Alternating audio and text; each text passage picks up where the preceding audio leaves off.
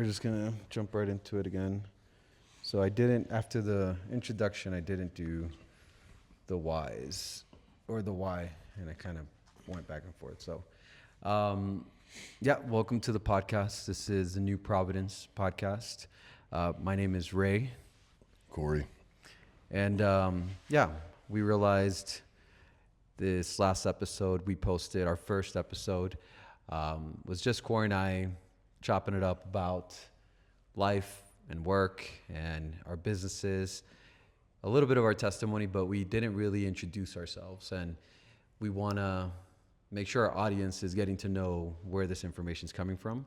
We have lived pretty intense lives between the two of us, and we really want to share what's happened in our lives and how we found ourselves off path at different parts of our lives, right? So me about 5 years ago, Corey a bit more recently, but we understand this is a place where a lot of people find themselves, and we want to share our testimony and our story to potentially help somebody else out there who may be experiencing the same thing that we experienced, and hopefully we can shed some light on how you can get out of that, right?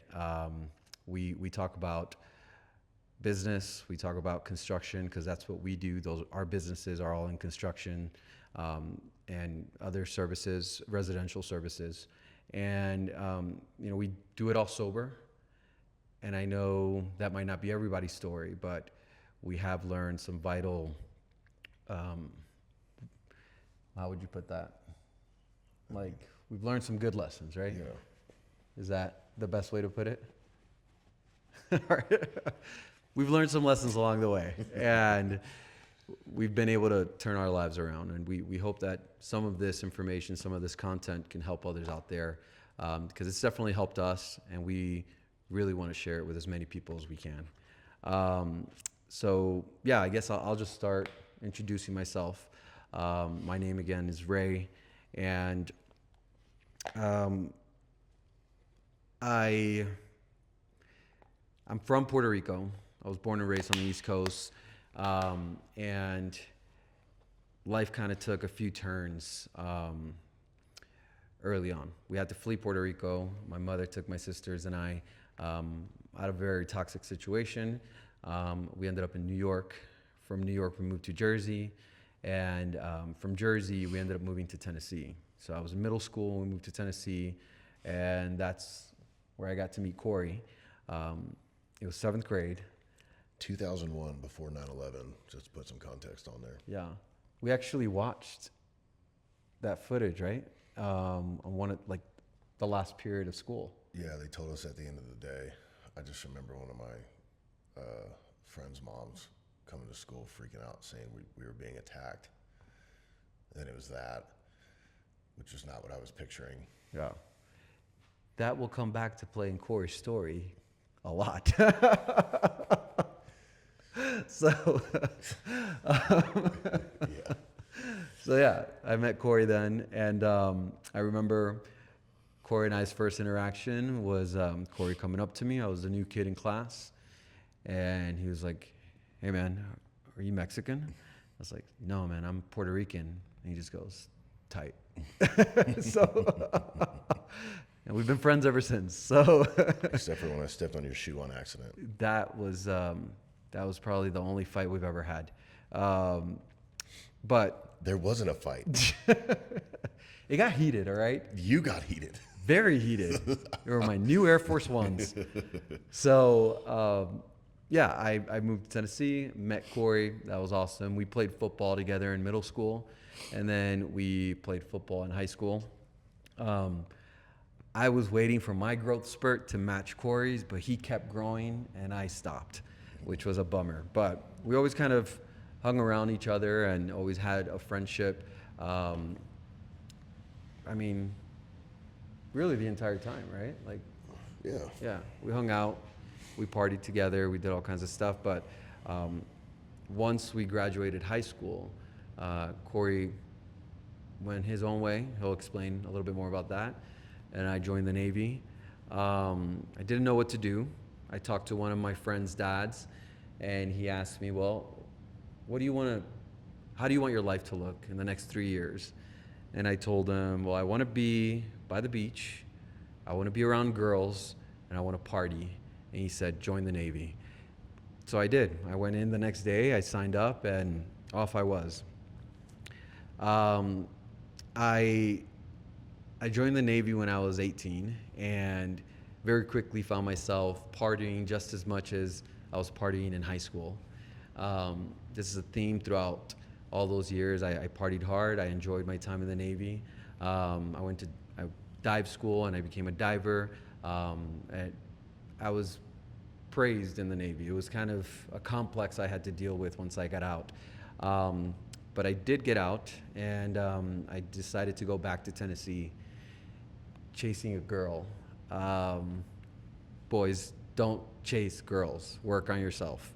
I end up in Tennessee, severely depressed, drinking all the time, trying to find the next party to make me feel better. Well, that didn't work, so I moved back to California where I was stationed and ended up finding a girl who I married and very soon after divorced. It just wasn't a good fit. The only requirement that I was really looking for was, can she party like me? And she could, and that really didn't work out. So fast forward, depression, anxiety, feeling lost, and I find another person who I was fully convinced could change me. I was fully convinced she was the answer. Well, we get together. We end up moving to Colorado. Things didn't work out. We end up divorced, and so during that time, my addiction and my substance abuse all kind of really skyrocketed. I found myself extremely depressed again. I didn't know how to do life. I didn't know what I was doing wrong. I didn't know how to fix it. And yeah, that's really where my story begins, right? I had led this life up to that point where I had no direction, I had no purpose. And I realized I needed to stop drinking. I needed to get sober. And my life changed completely. I wouldn't say overnight, but it took some work on my end to start having the change in my life that I've always wanted. I'm coming up on 5 years of sobriety, which is really, really awesome. I'm extremely grateful that today I can build genuine relationships with people. I have a few businesses that wouldn't be possible without that component of my life. I am married, just recently got married in July, and I love my wife. She's amazing. We believe in God, and God's the center of our lives. So if that doesn't jive with you, that's okay. There's still a lot of other good things in this also podcast. figure it out. Also figure it out. Yeah. It's a very, very important component of a happy life, right? At least for us it is. And we believe that it can help anybody else that chooses that path. But yeah, that's really my story in a nutshell today. My life is better than I could have ever imagined it. Honestly, my best thinking at one point in my life had me homeless. I was living in a shed, actually. I wasn't completely homeless, but I was living in someone's shed in their backyard, and I thought I was crushing it, man. I thought, all right, it's all uphill from here, or is it uphill or downhill? Well, the context in which you're saying it is positive, but the saying uphill is negative. It was all downhill from here. Both of them sound negative. I know. Downhill's easy, uphill's hard. Fighting an uphill battle, I don't fuck it. You get the point. Yeah. I was living in a shed. Yeah. My life could only get better from there, right? So that's the I context. think it's only up. Only up, Yeah. right? I could only go up from there. I was at my lowest, but that wasn't the case. It got lower with a house and the dogs and the wife and the cars and the cash and prizes. Like, at my lowest point, I had all those things, but still didn't know how to do life. I still didn't know how to get out of my own way. I had zero purpose in my life. And it wasn't until, I gave my life back to God and started helping other people that I finally found purpose in my life.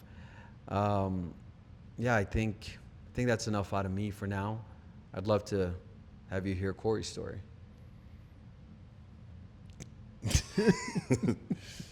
Yeah. Mine will be a little shorter. We were talking about this before, but one of the things I like about the time reference to time and sobriety, and kind of, and with anybody with any time at all, depending on where you're at, but the process in which you're able to speak to it. And I kind of look at that as, it's obviously like where you're at with it. So for me, I've checked off a few blocks, but I still have things that are presenting themselves that I get to address in addition to what has been addressed so far. So just like last night, we had the conversation and you were like, so it sounds like you get to make an amends. And I was like, yep. And at this point, it's kind of exciting after doing it a couple of times. But anyways, my story. So grew up a military brat. I've used to keep count of how many places I lived growing up, but the way I explain it now is I went to 3 schools in 3rd grade, and that was, the theme across most of it. However, the summer that we met was actually when I moved back to Tennessee as a kid, and then I finished out there. So I got to spend 6 years in one school, which that's a long time, or not one school system, I guess. One place. Really. Yeah, one place. Good old Clarksville, Tennessee. Yeah. If you've never been there, you don't need to go. It's coming around, but I generally agree. Yeah, so in high school, it was, my dad, he was deploying the whole time. He caught every bit of all that, everything that happened, with GWAT, and all my friends were doing it that were older than me, so that's all I wanted to do. I did give school a shot, sort of. I only went because they asked me to, but I was already checked out. So I joined the Army. Was in the Army for a little over 7 years. What? Before we skip, how'd that go? The brief time in college. Yeah. I mean, I had some classes. I was registered. I got my lottery scholarship payback and had a fake ID and stayed stocked on cheap vodka, in which we would, or cheap whatever, but it was a party every night. That's what we did. So, but I was already checked out. I was going to join the Army, so that's what I did. I was in the Army for a little over 7 years. Had a few deployments. Got out. The reason I got out was to get into contracting, because you could make 4 times the money for the same thing. I was a forward observer was my job, and that's fire support. So artillery, mortars, airstrikes, etc. It's kind of fun. You gotta have some level of problem solving skills to do it, which was fitting because I was always figuring out how to get myself out of some shit. Which that's also kind of what the whole point of doing that is. But yeah, when I was getting out of, the reason I decided to get out of the military was to get into contracting, because I was better at that than I'd been at anything else, and actually liked it.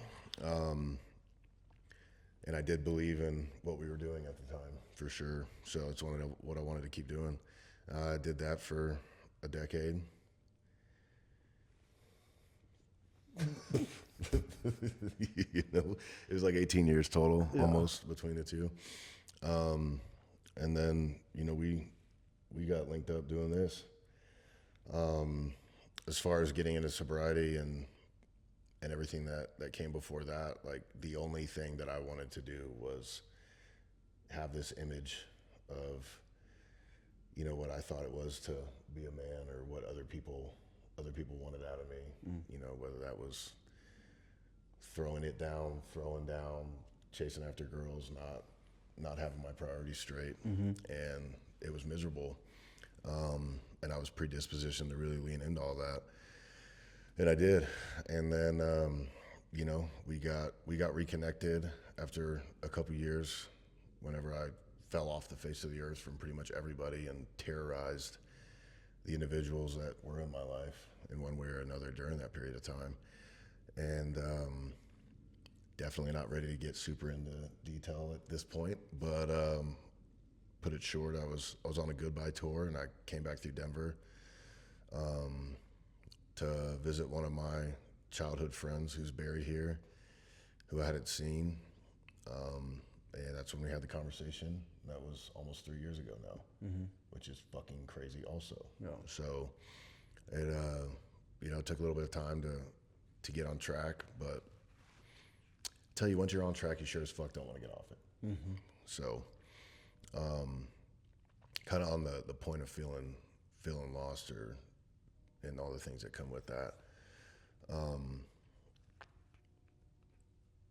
Whenever you get to a point where you're not having, like, day by day, you're not just constantly scrambling to figure it out yourself, and you're able to just kind of give it up and know that it's all going to work out, it is significantly easier to move through all this. Real quick, it's doing the flatline thing again. What do we think? Hit it with a test. I mean, I see my mic going, but I don't see the thing. It's there. We need a Jamie. Yeah, we do. We're figuring this podcasting thing on our own, and See? Yeah, mine seems to. I think we could clip this out too, but maybe put Mine's not doing it. It's barely doing it. I don't know, dude. You're the bottom one. You're the bottom one. I'm not falling for that trap. I don't know, dude. Whatever, however you want to do it. I think it'll be fine. Yeah, it's on there. It's good. All right. Because over on the left, mine's going. Like the green. But in here, fuck it. Anyways, where we're at. Not having to figure it out all the time, right? Yeah. Like, once you stop relying on yourself and just trying to, specific to sobriety, you don't want to face anything. If there's partying, there's having fun, there's all that, but that's what it seems. That seems to not be really how. I don't want to say our generation. I'm not better than anybody, but I do recognize that how easy it is to fall into making that the party, the lifestyle, right? And you just stay in the same place for so long. Yeah, like the party stopped years before I stopped. Right, exactly. Yeah. So I don't know. That got me off track. Yeah. Anyways, that we reconnected on that, and now we're here doing this thing. So.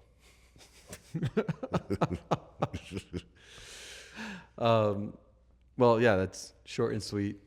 I mean, it was really like a God shot when you came back through, or when you came through Denver, right? Like, I think. You know what's funny about that? It was January. My heater wasn't working. Yeah, I remember. Yeah. And you called me up or texted me. I forget which one it was. And I invited you over. We had some dinner. We talked a little bit, and it came out that I was sober. I was like, tight. Yeah. So, but yeah, I mean, that was kind of the beginning of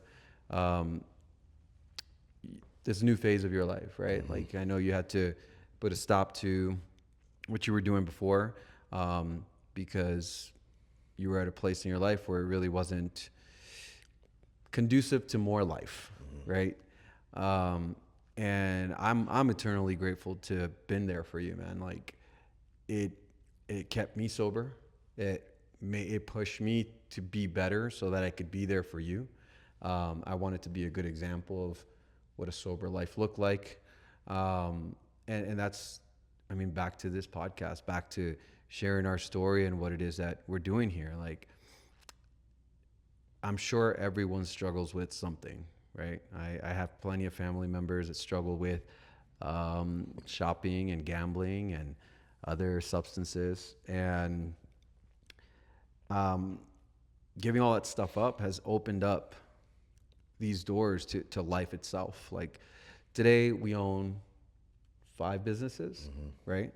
And we have a blast doing that most days.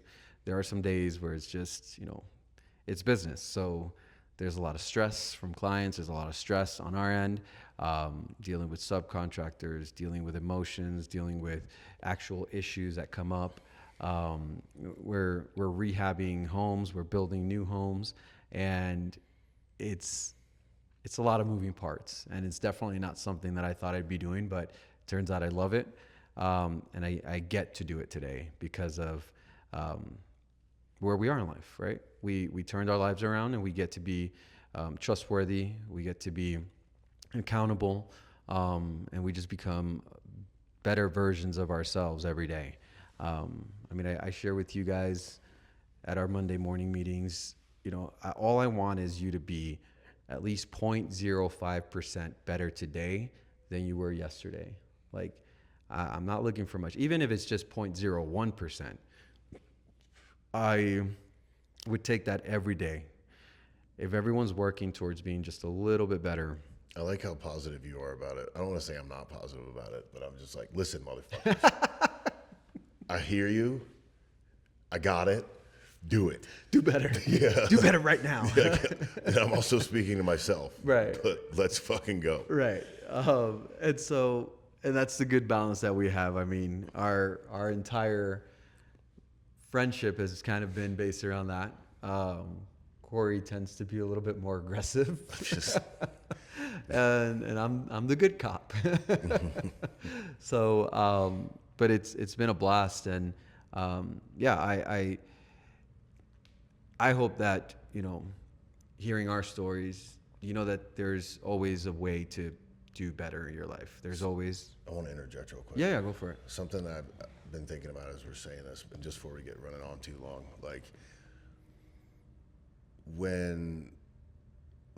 with anybody who's trying to get it together, your inability to if it's, we got kind of disconnected for a little bit, like arm's length type shit, and then reconnected, and that's for me what clicked. But there was plenty of people the whole time that were trying to be there for me, Right. and I just wasn't hearing it. Mm-hmm.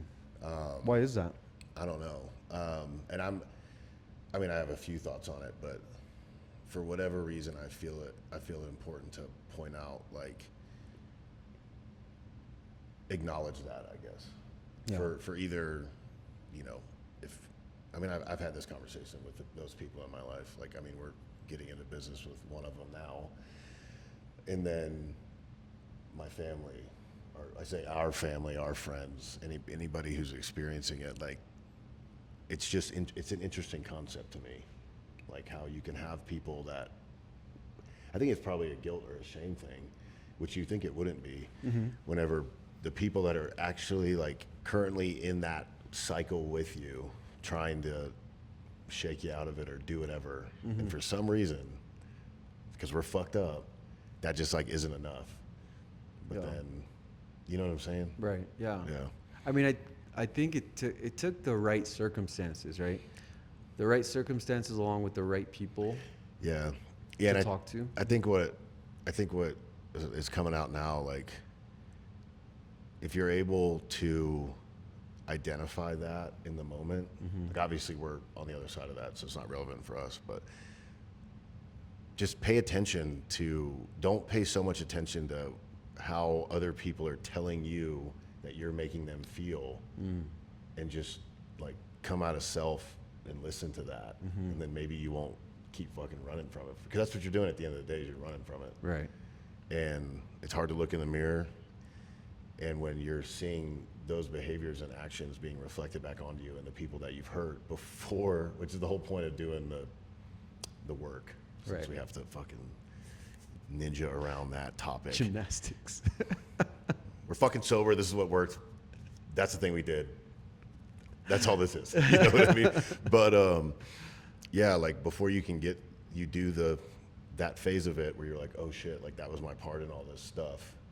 Doesn't really matter what I feel they did to me or they contributed or whatever. It's all about my contribution. Then you're able to just show up and address it, Right. and not keep running from it. Yeah. And that's running from it is what prolongs it, anyways. So I don't know. Yeah. Anyways. What comes to mind is like the ideals maybe that I had at one point of how this thing life should go, was highly driven by people who were in a position where they already figured it out, right? Like they changed something in their lives, and the message is always like, just be a fucking man, just do this, just do that, like protect your gang or whatever, right? Like your family, whatever that is, protect your people. Like I didn't feel like I had people to protect. I didn't feel like I had purpose in life. I didn't feel like anyone really needed me. Even the ones that tried to help me, even the ones that were saying like, oh, you might have a problem, I just wouldn't hang out with those people anymore, right? Like, oh, you're a bummer. Like you just want to ruin my buzz, right? But what I am able to practice today is like a genuine sense of, or not sense, that's not the right way to say that. It's more like I get to be a real person today, not some made up person. Like I'm a goofy dude. I'm obsessed with shoes. I love musicals. I love guns. I serve my country. Like there's all these things. Like this is who I am, right? And I get to live those things out even more now, right? I get to be my full self. Not like I said in the previous episode, like anytime I saw somebody who I admired, I wanted to be that person. I didn't want to be like that person. I didn't want to emulate them. I wanted to be them, which meant I hated who I was. Yeah, and like there's so much stuff, obviously like the easy one to talk about is alcohol. But it's way more than that. Like we have so much noise coming at us about how we're supposed to handle things, what we're supposed to do, outside expectations put on us. And again, the easy one is alcohol, and how that like keeps you from looking inward and exploring that, which is why, one, you don't know who the fuck you are. You can't make any decisions. You can't hear anything from anybody else, even if they're trying to help you, because you get so stuck on, well, if they're a hypocrite, which I know that was a thing for me. Like I realize I hate hypocrisy. I fucking hate it. I hate when people are hypocrites. I hate it because that's a thing. And then next to that, I hate it because like inside, I knew that I was being hypocritical. I didn't know that. I mean, couldn't have communicated that at the time. Get that mirror out of my face, Yeah, right? I Like, know. Yeah. And it's so, all this shit is so simple yeah, in principle. And we, as individuals, are the ones that complicate it, and that is it. There's nothing else to it. It's that fucking simple. yeah.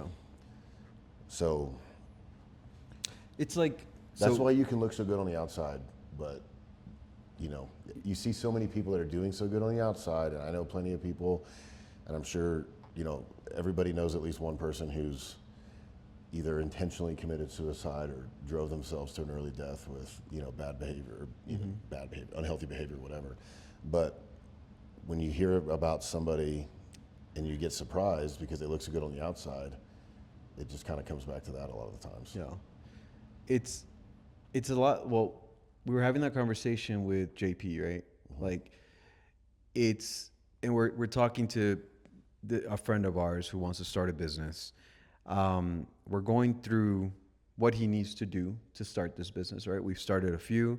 We tried to make it as simple as possible to give him the bullet points, and he heard it. I mean, he understood what we were telling him. But the question I posed to him was, why haven't you done this already? Like, why haven't you started this already? And it's just that fear, right? We make up these outcomes in our heads where nothing works out, no one will ever buy from us, like nothing will ever work out our way because of the guilt and shame. I think I tried to combine those two words. The guilt and shame that is looming over us. And that shit is not helpful at all, right? Like, just because I was a piece of shit in the past does not mean I have to be a piece of shit today, right? It actually gives me information to avoid certain situations going forward. And the fear is all things made up. Like, I thought that once I started my business, I wouldn't have any clients, honestly. I just needed to pay the bills. I operated out of desperation when I started the first business, and it started working. It started happening. I started getting clients. People were sharing my name. Fast forward 5 years later, we're building custom homes. We're doing full gut additions, all kinds of stuff, all kinds of really fun stuff. We're importing stone from the Mediterranean. We're doing all kinds of super cool things that people seek us out for. But had I allowed the fear to stop me in the beginning, we would have never made it this far, right? Nothing would have worked had I let that fear not become true, but like, if I would have listened to the fears that were present at the time, I think none of this would be happening today. We wouldn't be sitting here sharing our story. We wouldn't have, made the things in our lives, make the things happen in our lives that we have so far. And we probably wouldn't have much to share. Well, yeah, and one thing with what you were saying, and it's a trend that I've been thinking about, is like some of the stubbornness, right? The fear thing is specifically what like really brought it to the forefront of my mind. Like stubbornness, negative context most of the time. Mm-hmm. But once you get to a point of acceptance, whether it's that or some other ones, you get to a point of acceptance of some of these things that we're talking about, and then you get out of your own way. That for me, I'm able to rely on that stubbornness to not fall back into that, in the moment, for the most part. And that's there's the whole higher power thing. Mm-hmm. That's always constant, but you can't do that every second of your maybe you can't. Yeah, you know what I mean? Like everyone's like, you have to be like, okay, this isn't working out, right? Give it up. But kind of like the way you're automatically programmed. Mm-hmm. Like the point is, some of the negative things that kept us in that cycle, once you work to a certain point, you're still programmed that way, but they turn into being utilized in a more positive way. Mm-hmm. And after you can push through the fear of something the first time, which absolutely requires faith, and it does every single time, but it becomes easier on your nervous system. Yeah. To just, I look at it as stubbornness. Maybe it's not stubbornness. I guess it would be willingness. So they start contradicting themselves when you start talking about it out loud. Mm-hmm. You're like, oh, it's not actually that. But anyways. Or it starts evolving, right? Yeah, right. And then it turns into the 180 of it. Right. I just worked through that out loud. Congrats, bud. Yeah. But anyways, I guess that's the whole point I was trying to get at. Yeah. Yeah. I have a lot of those. I'm like talking through something, and then eventually it's like, oh.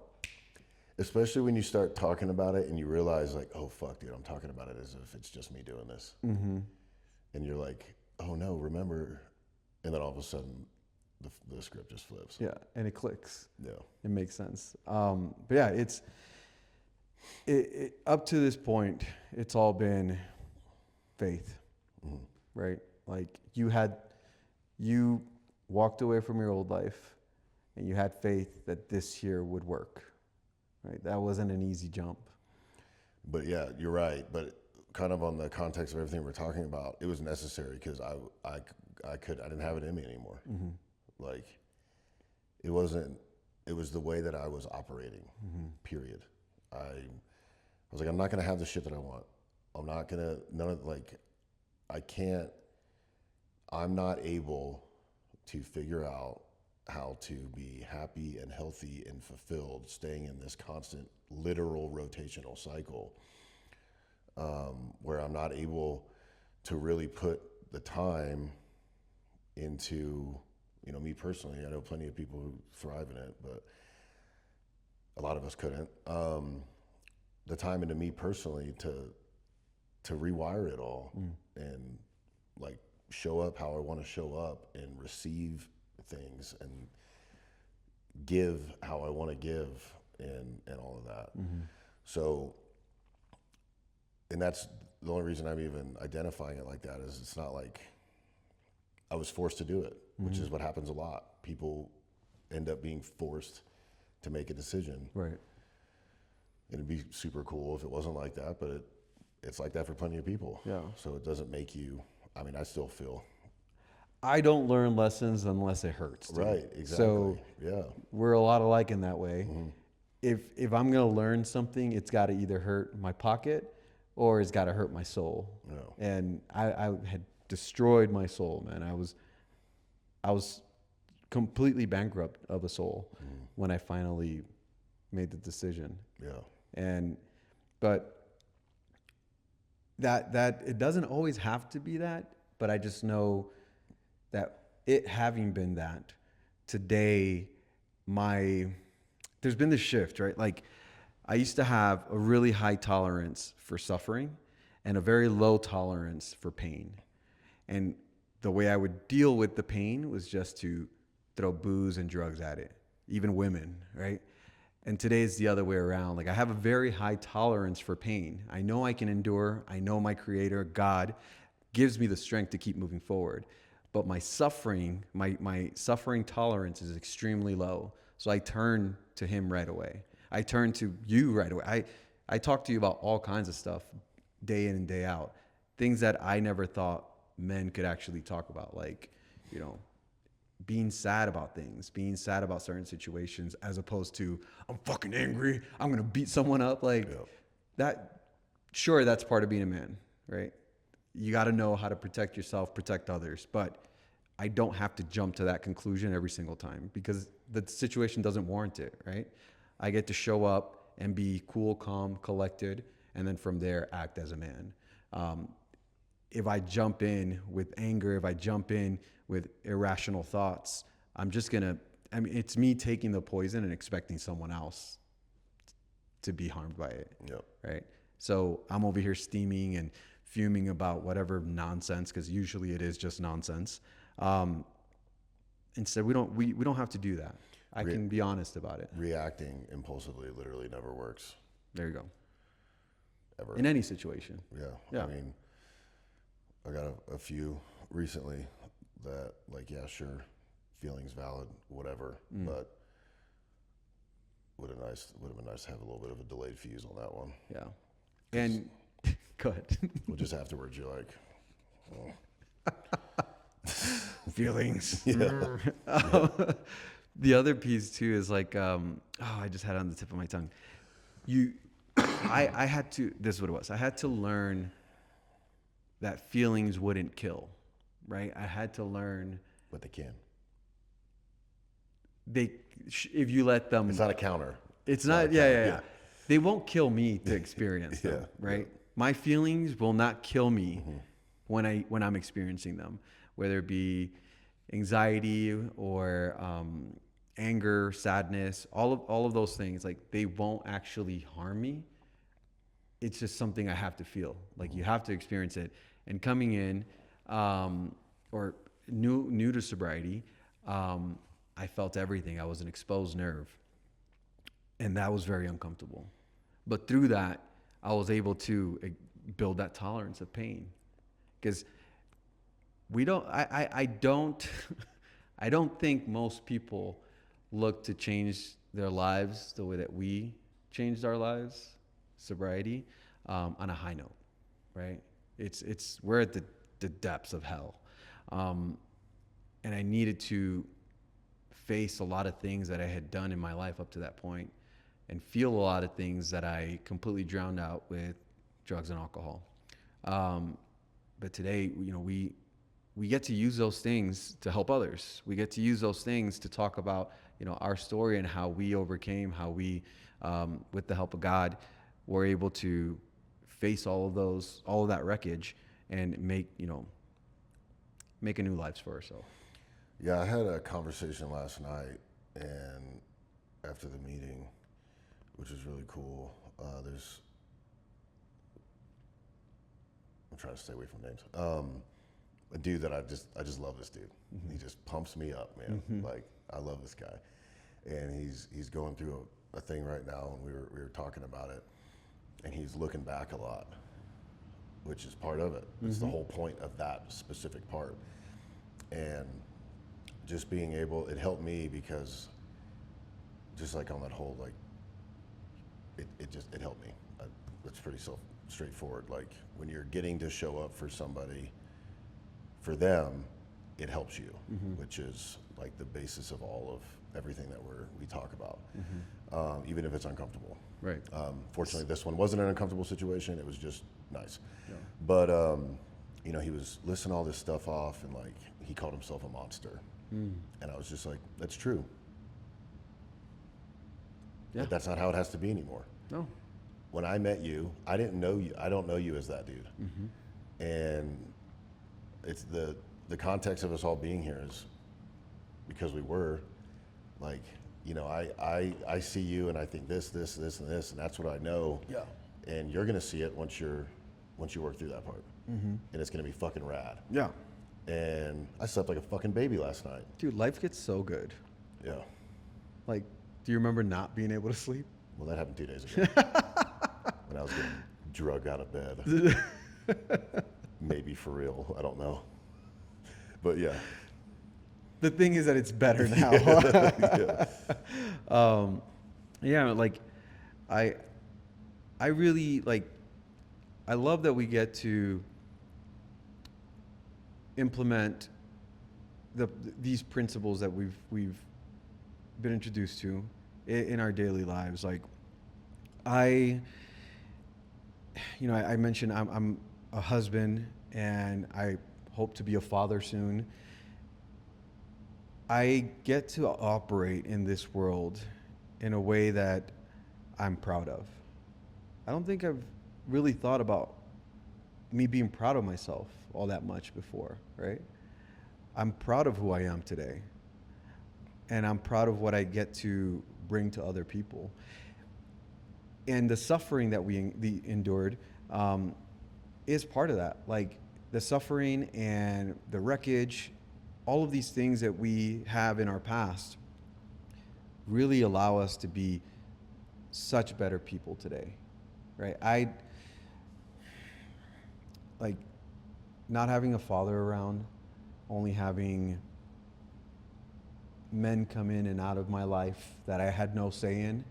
I didn't know what life meant for a man.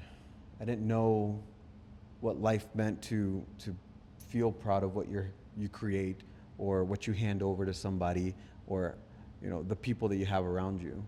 I was fucking around with gang members and doing stupid shit all the time. Like, I was getting in trouble all the time because I was lost. And today, we get to guide people to a better way of living. Like, all of our employees, everyone that we deal with, like, they see it. They know that we operate differently than other people they interact with, and that's why they enjoy being around us. But it's all due to our past.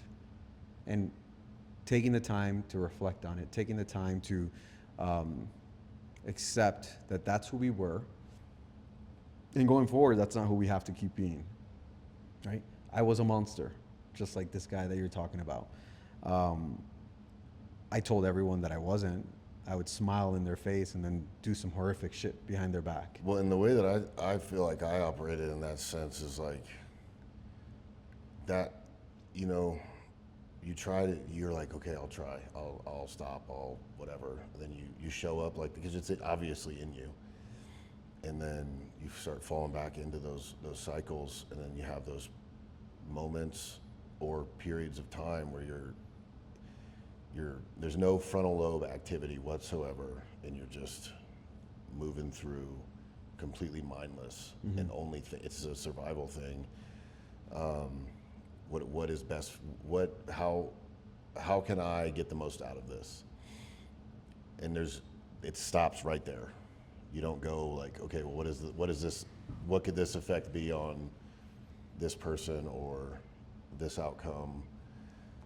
And by the time you recognize it, and this is kind of being soft about it, because that's not how I think about it now, but you don't think about it until it's already done. And then instead of being able to take pause and work through it, you just mask it with something and fucking exfil and go over there and do it again, because you're not taking the time to fix it. Yeah. Or you just drawn it out, right? Yeah. So, but yeah, life is rad now. I'm happy you're here.